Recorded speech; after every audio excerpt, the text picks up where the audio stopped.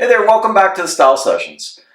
Today's session is on a really unique style that has a really hard time to be defined by any judging program, even by beer drinkers. And what we're going to do today is review the Czech Dark Lager. My name is Roger Mittag. I'm the founder of Prud'homme Beer Certification.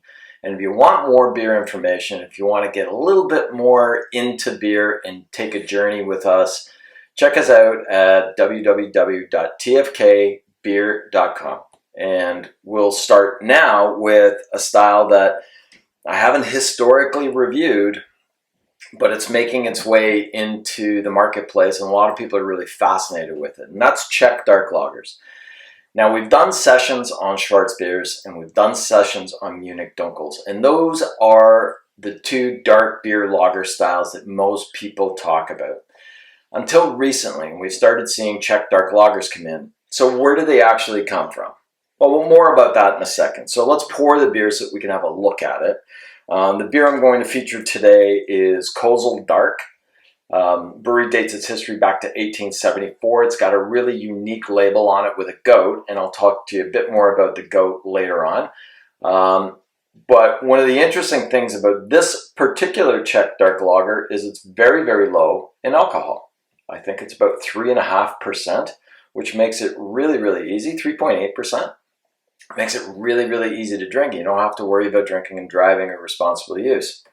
So let's have a look and see what we've got. Again, we're using the Prod glass because it's got nice body to it that opens it up so that you can actually taste, smell, and experience.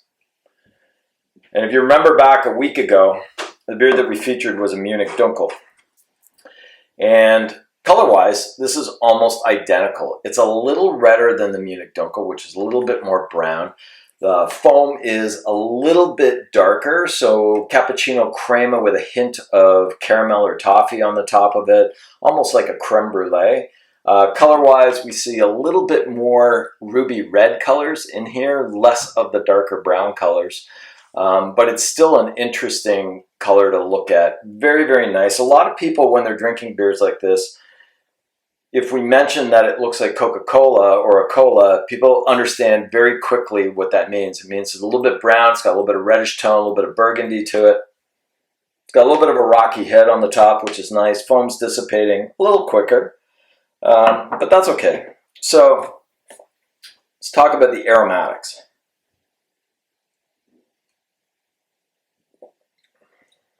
This is such an easy beer to drink.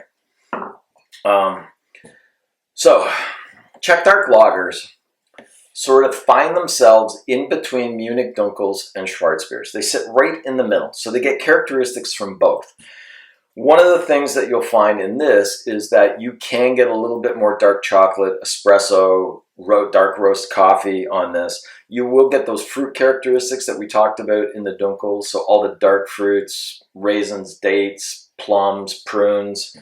You might get a touch of licorice on this one as well. The umami characteristics are definitely there, so things like soy sauce, savory meats, a little bit of smokiness to it as well.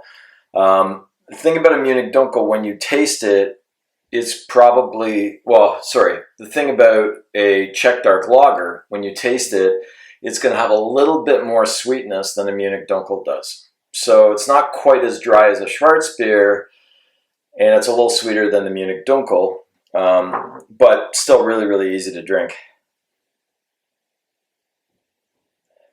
Dark breads, you can get a little bit of caramel toffee on this one as well. Might get some darker buckwheat honeys, which have that little savory characteristic that if you've ever had buckwheat honey, you know what I'm talking about. It's got that little bit of earthiness to it. Flavor profile, very similar again to the aromatics. Lots of dark fruit, chocolate-covered fruit, chocolate-covered cherries. Might get a few cherries in there as well. So dark fruits are very prevalent in this particular style. You might even get things like blackberry and, as I said, licorice, anise. You might pick up notes on that. Finish is really lightning fast. It's very, very quick. You get a little bit of aftertaste, not very much, and like I said, it's got a little bit of a sweet body. The mouthfeel on it is light carbon dioxide, so it's not really spritzy. It's very soft and smooth and easy to drink. And again, a lot of water in the Czech Republic, especially around Pilsen, is soft water.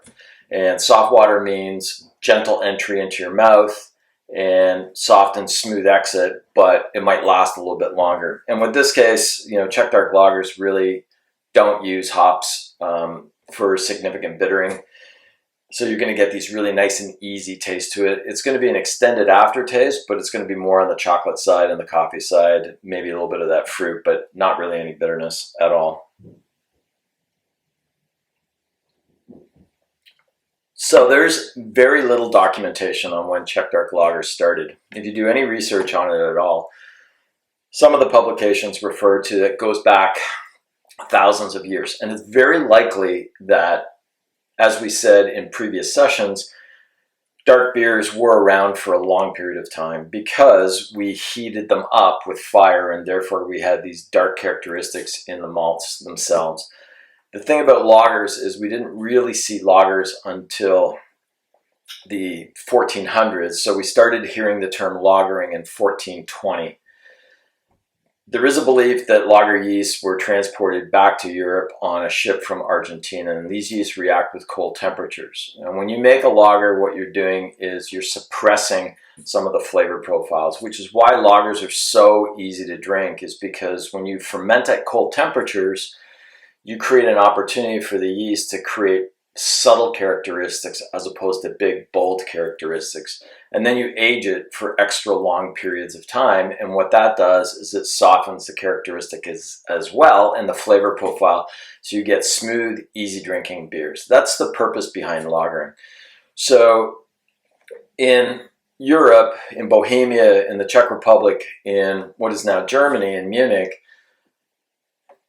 fermentation and brewing didn't really happen until October to May. In fact, in Germany, there was a summer prohibition on brewing for a long period of time, and it wasn't until refrigeration was created in the 1800s that brewers could start brewing all year round. And that meant that they didn't have to store them in caves anymore. They could store them in refrigerated areas.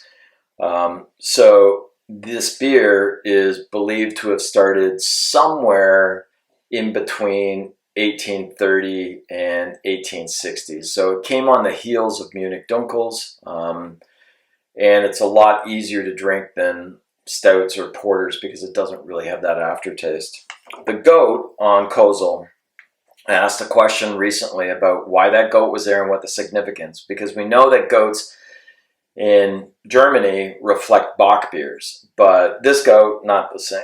The story goes that there was someone doing some work for the brewery, and in order to repay the brewery, what they did was they donated a goat. It was a gift. And the goat, they always have a goat on at the brewery, and this is the most recent goat, and he always changes slightly, but he's there more as a reflection of history and the kindness that was shown by somebody that was doing a little bit of work for the brewery a long period of time. So hope you'll join us for our next session, which is going to be on Vienna lagers, which are a little bit lighter, a little bit easier to drink, have a little bit more sweetness, but we're going to do that in a week's time from now. So thank you very much for joining us on the Style Sessions, and we hope to see you shortly.